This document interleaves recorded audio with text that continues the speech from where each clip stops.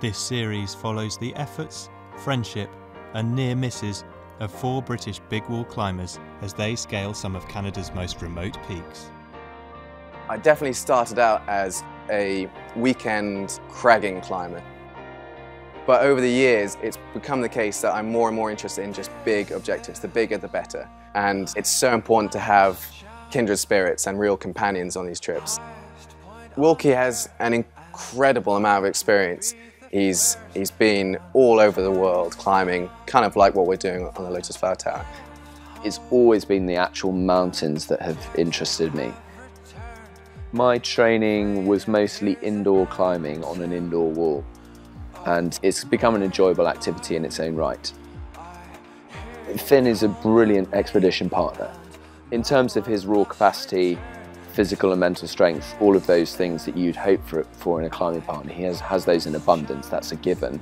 Because you're doing, quite dangerous stuff. You want to go climbing with someone who you fully trust, and Finn's one of those guys. Sam brought a great sense of fun. I knew of him a little bit by reputation. For me, it was just massively reassuring climbing with Sam, because I knew that if the climbing got really hard, we could just unleash Sam and he would get up it, almost no matter what. I spend most of my time rock climbing. That's what I specialise in, really. But I just love being up there and in the wild, basically. It was great. Grew up in Africa, so we were always out in the bush, just away from people.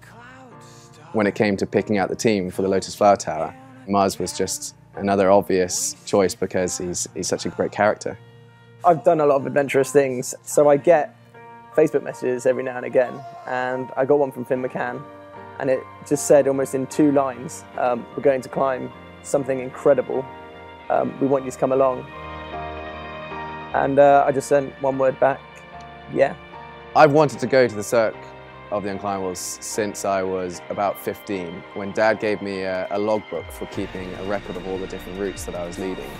The picture really stood out to me, but then the name, just Cirque of the Unclimbables, that just sounds so iconic. In fact, it's got the best address of any place I've ever been to. So it's the Cirque of the Unclimbables in the ragged range of the Mackenzie Mountains in the Northwest Territories of Canada.